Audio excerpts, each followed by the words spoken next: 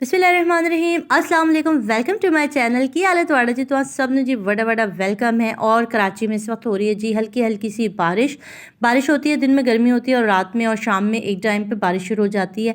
और ये देखिए जी, ये जो पौधा मैंने आपके सामने शाख तोड़ के लगाई थी, इसमें नई कोंपलें या नए पत्ते आ गए, यानी कि इसने जो है वो जड़ पकड़ ली है। और ये फ़ौरन ही जो है वो उसने जड़ पकड़ ली, क्योंकि बारिश का पानी पड़ते ही जो है ना वो पौधों में एक नई ताजगी आ जाती है। बारिश के पानी के साथ ही जो है ना वो अल्लाह ताला ने इनके लिए एक शिफा रखी होती है कि पौधे जो है ना वो ज़्यादा अच्छी तरह से ग्रो करते हैं, हरे भरे हो जाते हैं। तो मुझे इतना अच्छा लग रहा था, ये पौधों के ऊपर जो पानी पड़ा हुआ ना, फुहार टाइप की पड़ी, बड़ा अच्छा लग रहा था। तो इसी तरह ज़िंदगी भी है, अगर हम अच्छाई बोते हैं, अच्छाई करते हैं तो हमें रिटर्न में अच्छाई ही मिलती है। और अगर हम किसी के साथ भी बुरा करते हैं या बुराई का बीज बोते हैं तो लाजमन हमें बुराई ही काटने को मिलती है। तो ज़िंदगी में हमेशा लोगों के साथ अच्छा करें, कोशिश करें कि थोड़ा करें मगर अच्छाई ही करें। तो यही मेरा मैसेज होता है वीडियोस में। और आज की वीडियो में क्या होने लगा यार, मैं नाश्ता दे रही हूँ हस्बैंड, क्योंकि सैटरडे संडे उनकी ऑफ होती है। तो नाश्ता किया, उसके बाद मुझे जाना है बेटे के स्कूल, बड़े बेटे के यूनिफॉर्म लेने के लिए जा रही हूँ। और आज की वीडियो में एक रेसिपी भी है, कोरमा रेसिपी भी दे रही हूँ। और यह मेरे हाथों का, मैंने आपको बताया था ना मेरी एलर्जी हो गई है हाथों में, बहुत ज़्यादा मेरी जो है हाथ ख़राब हो रहा था। तो कल मैं जाके जो है उसकी मेडिसिन भी ले आई हूँ, तो वो भी शेयर किया मैंने आपके साथ। और एक चैनल को शॉर्ट आउट दे रही हूँ, तो उनके चैनल को ज़रूर आपने जो है वो लाइक करना है और सब्सक्राइब करना है, ठीक है जी। तो स्टार्ट करते हैं जी आज की एक छोटी सी और मगर बहुत ही जो है वो दिल दुखा देने वाली स्टोरी है। तो उन्होंने बहुत ज़्यादा दुआ का भी कहा है, तो आपने प्लीज़ उनके लिए बहुत ज़्यादा दुआ भी करनी है। अच्छा, ये मेरी दोस्त जो है वो इंडिया में रहती है और इसका चैनल है व्लॉग्स का, व्लॉग चैनल है, उसमें रेसिपीज़ भी दिखाती है और व्लॉगिंग भी दिखाती है। इंडिया से इनका ताल्लुक़ है।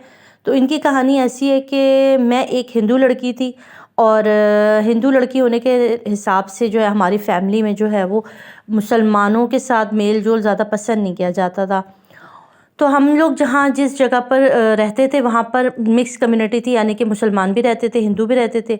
मेरे हस्बैंड की वहीं पर एक जनरल स्टोर था, तो मैं अक्सर वहाँ पर हम लोग जाया करते थे कुछ ना कुछ चीज़ वगैरह लेने के लिए।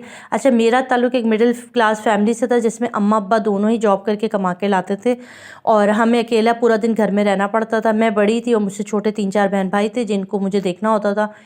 फिर शाम में अम्मी अब्बू वापस आते थे, फिर हमारे लिए खाने का कुछ करते थे। तो मोहब्बत की तरसी भी थी, यानी मोहब्बत नहीं मिलती थी। तो जब मैं वहाँ उस मेडिकल स्टोर पे जाती थी, उस जो जनरल स्टोर भी था, तो वहाँ जाती थी, तो वहाँ पर जो मेरे हस्बैंड थे ना वो बड़े खूबसूरत हुआ करते थे, बहुत प्यारे थे, तो मुझे बड़े अच्छे लगते थे। तो उनसे कभी कभी अक्सर सलाम दुआ अच्छी हो जाती थी, तो मुझे कभी कभी चीज़ वीज़ लेने के लिए जाना पड़ता था वहाँ पर दोपहर के टाइम पर।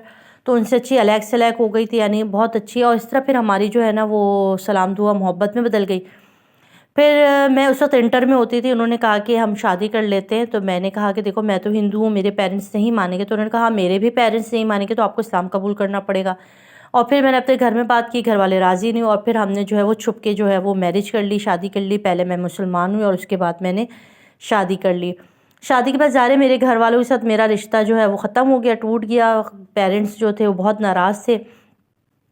तो मैंने कोशिश की बात करने की, मगर अम्मा बहुत ज़्यादा खफ़ा थी, बिल्कुल बात नहीं करती थी। उसके बाद क्या हुआ, अभी मैं स्कूल में आ चुकी हूँ। अच्छा, आप ये देख लें, यहाँ पे ये मेरे बेटे का स्कूल है। फिर उसके बाद ऐसा होता है कि भाई हमारी शादी को 7 साल हो गए इसी असना में, और मेरे 2 अदद बच्चे हुए। अच्छा, अभी उसके दौरान मैंने एक मिसकैरेज करवाया, खुद से करवाया, मेरे हस्बैंड ने ले जाके मुझे कराया। बेटा और बेटी के बीच में एक मेरा मिसकैरेज हुआ, क्योंकि वो अफोर्ड नहीं कर सकते थे बच्चे। तो बीच में ऐसा हुआ एक दिन, मैंने उनसे कहा कि अब तो हमारी शादी को 1-2 साल हो गए हैं, आप कब अपने घर वालों से बात करेंगे, क्योंकि वो ज़्यादातर अपने घर वालों के साथ रहते थे और बहुत कम वीकेंड पर या बहुत कभी कभी मेरे घर चक्कर लगाते थे, मेरे पास आते थे। तो एक दिन मैं बहुत तंग आ गई और मैं उनके घर चले गई। मैंने कहा भाई मैंने निकाह ही किया, ये तो कभी मुझे मिलवाएंगे नहीं, मैं खुद ही जाके मिल लेती हूँ। मैं जब वहाँ गई तो मुझे पता चला भाई वहाँ तो कोई सीन ही कुछ और, यानी कि उनकी पहली बीवी बैठी हुई थी, 2 अदद उनके बच्चे थे। उनकी अम्मा अब्बा ने भी जो है वो देख के खूब हंगामा किया, उनको भी बुलाया गया।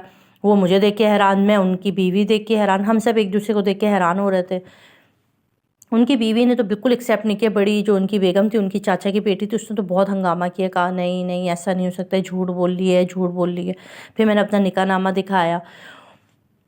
मुझे ये गुस्सा था कि उन्होंने मेरे साथ धोखेबाजी से शादी की। अगर वो पहले ही ऑलरेडी शादीशुदा थे, 2 बच्चों के अब्बू थे, तो मुझसे शादी करके मेरी ज़िंदगी क्यों बर्बाद की इन्होंने, इसका गिला था। मगर उस टाइम पर ऑन द स्पॉट मैं कुछ नहीं कह सकती थी।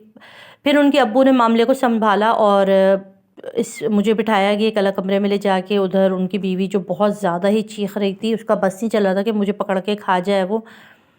तो उनको भी समझाया और उसके बाद उन्होंने आके कहा कि इनको जो है मुझे जो है वो इसी मतलब गली में किसी घर में जो है वो लाया जाए, क्योंकि उनका इसी गली में जो है वो एक कमरे में उनके अब्बू ने मुझे जो कहा कि आप यहाँ रहेंगी, और उसके बाद जो उन्होंने कहा एक दिन आप इनके पास और एक दिन उनके पास रहेंगे, जिस पर वो बेगम साहिबा तो राज़ी नहीं हो रही थी। उनकी पहली बीवी बहुत ज़्यादा गुस्से में थी, मगर जो है वो मामला जो है वो रफ़ा दफ़ा हो गया और मैं वहाँ शिफ्ट हो गई।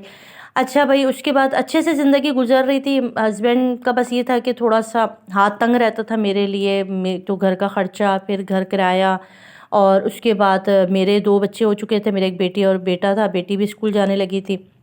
मेरी शादी को आज 7 साल हो गए। रिसेंटली क्या हुआ, अभी इसी बकरीद की बात वो मुझे बता रही थी, क्योंकि आजकल वो वीडियो नहीं डाल रही थी, तो मैंने उससे पूछा तो उसने मुझे बताया कि यार ऐसे ऐसे हो गया था। फिर उसने मुझसे अपनी स्टोरी शेयर की और बताया कि यार अभी मैंने इनके लिए इतने कॉम्प्रोमाइज़ किया, अपना घर बार छोड़ा, अपने बहन भाई छोड़े, अपने रिश्तेदार छोड़े, और उसके बाद इन्होंने मेरे साथ इतना बड़ा धोखा भी दिया, मैंने वो भी माफ़ कर दिया अपने बच्चों की खातिर के चलो। उसके बाद आज इन्होंने मुझसे पहला बेबी जो है वो करवाया, कत्ल करवाया, उसका भी मैं उनसे शिकवा करती हूँ। मगर यही सोच के मैं सब कुछ माफ़ करती चली जा रही कि मेरे बच्चों की खातिर, मेरे बच्चों की खातिर घर में जितनी भी परेशानी होती है, तंगी होती है इनका रवैये को लेकर, कभी कभी मुझे लगता है मुझसे बहुत प्यार करते, कभी कभी लगता है मुझे देखते ही नहीं है, मुझसे मिलते ही नहीं है। अब रिसेंटली ऐसा हुआ कि इनको फिर जो है ये इन्होंने कंसीव किया, और घर में जो है ये बीमार भी बहुत थी। जब इन्हें पता चला कि फिर से कंसीव कर चुकी हैं, तो इन्होंने जो है वो हस्बैंड को बताया। हस्बैंड ने कहा नहीं भाई, मैं तो अफोर्ड नहीं कर सकता, और बच्चे वहाँ पे भी ऑलरेडी उनके 3-4 बच्चे थे, मुझसे भी 2 बच्चे, तो उन्होंने कहा नहीं जी ऐसा होता है कि फिर इनकी जो है वो तबीयत बहुत ख़राब होती है, ये हॉस्पिटल जाती हैं, पता करती है, तो ये फिर 3 मंथ्स इनकी बेबी को हो चुके होते हैं। तो इनके हस्बैंड बिल्कुल राज़ी नहीं होते। इसके ऊपर इनकी जो अच्छी खासी लड़ाई हो जाती है, और हस्बैंड जो है वो ये हस्बैंड को कहती है आप घर से चले जाएँ, आपने मेरे साथ इतना बिहेवियर आपका ख़राब है और ये वो, तो ये गुस्से में निकल जाते हैं। ज़ाहिर है, कह रही है जब भी लड़के मौका की तलाश में होते जाके वो अपनी पहली बीवी के पास चले जाते हैं, फिर हफ़्तों हफ़्तों वापस नहीं आते। आज भी ऐसे ही हुआ। सुबह मैंने कहा कि भाई अब मुझे घर बचाना है, मैं अगर इस बेबी को ख़र्चा कैसे पूरा करूँगी, ये तो इन 2 बच्चों का ख़र्चा पूरा नहीं करते सही तरीके से। तो मैंने अपने बैंक वगैरह अकाउंट में झाँका, तो मेरे पास जो है वो 10,000 की रकम निकल आई। मैंने जाके सबसे पहले तो पापे वगैरह लाई और बच्चों को चाय वगैरह नाश्ता वाश्ता दिया, बच्चों को लॉक किया और अपनी मालिक मकान से कहा बच्चे घर पे अकेले हैं, और मैं हॉस्पिटल चली गई अपनी एक दोस्त के साथ। वहाँ गई तो सुबह से शाम हो गई मुझे, मैं वहाँ से दसियों मैंने फ़ोन अपने हस्बैंड को किया, मैं हॉस्पिटल में हूँ, मेरी हालत ठीक नहीं है, मैं यहाँ पे डीएनसी कराने आई हूँ, आप आ जाए। मगर वो बंदा बिल्कुल भी नहीं आया, उसने मेरा फ़ोन तक अटेंड नहीं किया। मैंने वॉइस मैसेजेस छोड़े मगर उसने उसको भी नहीं देखा। मुझे इतना गुस्सा आया, इतना गुस्सा आया, मेरी हालत इतनी ख़राब। घर से बेटी का भी फ़ोन आया बार बार कि अम्मी देखे छोटे की जो है वो तबीयत ख़राब है, उसको मोशन हो रहे हैं, और इन सब में मैं इतनी परेशान हो गई कि मेरा क्या कसूर है, इन सब में बच्चे इसके हैं, और ये आदमी जो है वो बिल्कुल पूछता नहीं है, ना पैसों के मामले में, ना देखने के मामले में, ना ज़िंदगी हमारी जो है मेरी अजाब कर दी, इसने मेरी ज़िंदगी बर्बाद कर दी। और इसके बाद ये सब हुआ, शाम में मैं घर वापस लौटी, मेरे बच्चे दोनों मासूम बच्चे भूखे प्यासे ऐसे ही बैठे हुए थे। तब मैंने गुस्से में इनके करीबी दोस्त को फ़ोन किया और उनको ये सारी सिचुएशन बताई और बहुत ज़्यादा सुनाई, मैं बहुत रोई। उसके बाद थोड़ी देर में मेरे शौहर जो है वो वापस आ गए, घर आ गए, और कहने लगे कि तुमने मुझे क्यों नहीं बताया कि तुम इस तरह करने जा रही। तो इन्होंने कहा आप अपना फ़ोन चेक करें, मैं सुबह से दसियों आपको कॉल कर चुकी हूँ मगर आपने नहीं किया। मैं वैसे ही बेबी खो कर आई थी अपना, मैं वैसे ही इतने गुस्से में थी, और वहाँ से आगे से मियाँ साहब भी शुरू हो गए, तो फिर हमारी लड़ाई हो गई, जिसके बाद मैंने कहा मैं आपके साथ नहीं रहना चाहती। उन्होंने कहा मैं भी आपको रखना नहीं चाहता, और वो चले गए। वो फिर वापस चले गए, और मेरी हालत ऐसी नहीं थी कि मैं खाना पका सकती, खा सकती। तो मुझसे कहती ना मेरे पास पैसे थे, बस किस तरह मैंने जो है उधार लाकर बच्चों को बिस्किट चाय बना के दिया, ख़ुद भी 2 लुक़मे खा के मैं भी पड़ गई। और उसके बाद मैंने फ़ैसला कर दिया कि अब मैं इस आदमी के साथ नहीं रहूँगी, क्योंकि और मैं इस तरह से ज़िल्लत वाली ज़िंदगी नहीं गुजार सकती, जिसमें ना मेरे बच्चों को पूछते हैं, ना मुझसे पूछते हैं, ना मेरा ख्याल रखते हैं। और मेरे बच्चे जिस तरह से मेरे बच्चों का कत्ल किया गया, मेरे दिल पर उसका भी बोझ था। फिर इसके बाद जो है वो इन्होंने जो है वो रब्ता किया उनके ससुर से, तो उन्होंने भी कोई खातिर ख़्वाह जवाब नहीं दिया। उन्होंने कहा जो तुम दोनों के बीच के मामलात हैं मुझे मत इसमें इन्वॉल्व करो। और बस इसके बाद जो है इन्होंने जो है वो अब जो है वो इन्होंने सेपरेशन ले ली है, डिवोर्स ले लिया उनसे, और ये अब अलग रहती हैं अपने बच्चों के साथ।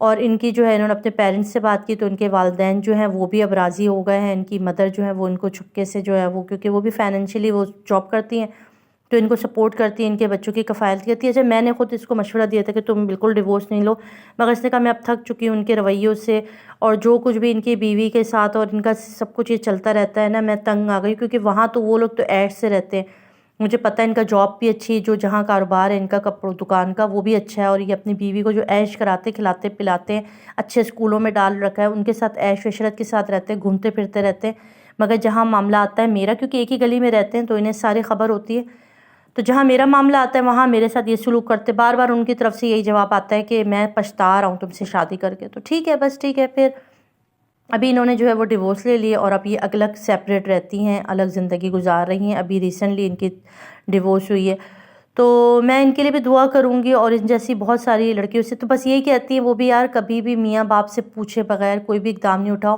क्योंकि जब लड़कियाँ अलग से शादियाँ करती हैं ना, भाग के शादियाँ करती हैं, अपने डिसीजन लेके करती हैं, तो फिर उन्हें माँ बाप की सपोर्ट नहीं होती। यहाँ तो इसके पेरेंट्स अच्छे थे जिन्होंने इसके सर पे हाथ रख लिया, वरना तो बहुत ज़्यादा ऐसा भी होता है कि लोग पूछते नहीं हैं।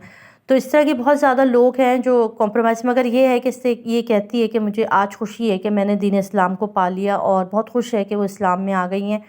मगर वो कहती है कि यार ये कैसा मुसलमान था जो कलमा पढ़ के भी कहते हैं आपके यहाँ तो कत्ल का नहीं होता ना, कि कत्ल किया जाए औलाद को। अल्लाह तो कुरान में कहते हैं कि एक और अपने रिस्क के खौफ से जो अपनी औलाद का कत्ल मत करो, तो मेरे शौहर कैसे थे, इस तरह कह के उसका दिल बड़ा दुखता है। तो यही मेरी आज की भी बात है कि यार प्लीज़, इस तरह के भी दुनिया में लोग हैं। ऐसा भी होता है जिसने आपके लिए अपना घर बार, अपना दीन, अपना सब कुछ छोड़ दिया, उसके बाद आपने उसको सिले में क्या दिया, मोहब्बत भी नहीं दी, आप पछताए कि आपने गलती कर ली। आपने तो अपनी गलती सुधार ली, सीधी कर ली, मगर जिस इंसान की और उसके जो 2 बच्चों की ज़िंदगी आपने बर्बाद की, और जिस फैमिली की वो लड़की थी जहाँ से वो गई, उस फैमिली के ऊपर क्या लोगों ने, माशरे ने उसके साथ किया होगा कि आपकी लड़की भाग गई। एक मर्द के लिए तो बहुत आसान होता है ये सब कुछ कह देना, कर लेना, अपनी गलती सुधार लेना, मगर पीछे जो लड़कियां होती हैं ना, ज़िंदगी उन्हीं की तबाह होती है, उन्हीं की बर्बाद होती है। अल्लाह इनको हौसला दे, इन्होंने दीन इस्लाम कबूल किया, इन्होंने एक अच्छी ज़िंदगी गुजारने का अहद किया। तो बस इनके लिए बहुत सारी दुआएं हैं, और आप लोगों से भी इल्तमास है कि प्लीज़ इनके लिए दुआ किया करें, और दुआओं में याद रखें हर इंसान के लिए जो मुश्किल में, जो परेशानी में है। तो यहाँ यार मेरे ये बर्ड्स थे, इनके पेरेंट्स नहीं थे, तो बहुत छोटे छोटे थे। इसकी जर्नी मैं पहले भी शेयर कर चुकी हूँ अपने एक और परिंदों वाले चैनल पर। तो ये मुझे बड़े अच्छे लगते थे, ये दोनों को मैंने पाल पोस के बड़ा किया, और बाद में जो है ये दोनों ही जो है वो चले गए दुनिया से। एक पंखे में आ गया, पहली उड़ान इसने पंखे में ली और चला गया, और दूसरे को जो है वो बीमारी की वजह से वो मर गया। मगर ये दोनों बड़े हो गए थे, बहुत प्यारे हो गए थे, बहुत अटैचमेंट हो गई थी मेरी इनसे। इनको जब पाल रही थी ना, तो आप यकीन नहीं करें, मैं ईद वाले दिन भी इनको ले लेके साथ साथ घूमती थी, मुझे बहुत प्यारे लगते थे 2 बर्ड्स। तो ये एक छोटी सी जर्नी थी इन बर्ड्स की और इन मेरी बहन की, जिसकी स्टोरी मैंने आपके साथ शेयर की है। तो बस यही थी आज की वीडियो। उम्मीद है कि आपको आज की वीडियो अच्छी लगी होगी, एक पॉजिटिव वीडियो है। और आप प्लीज़ मुझे कमेंट में ज़रूर बताइएगा कि आपको इस तरह की स्टोरी अच्छी लग रही हैं, या आप लोग डेली व्लॉगिंग ही देखना चाहते हैं। तो बस मुझे दें इजाज़त, अपना रखिएगा बहुत सारा ख्याल। अल्लाह हाफ़िज़।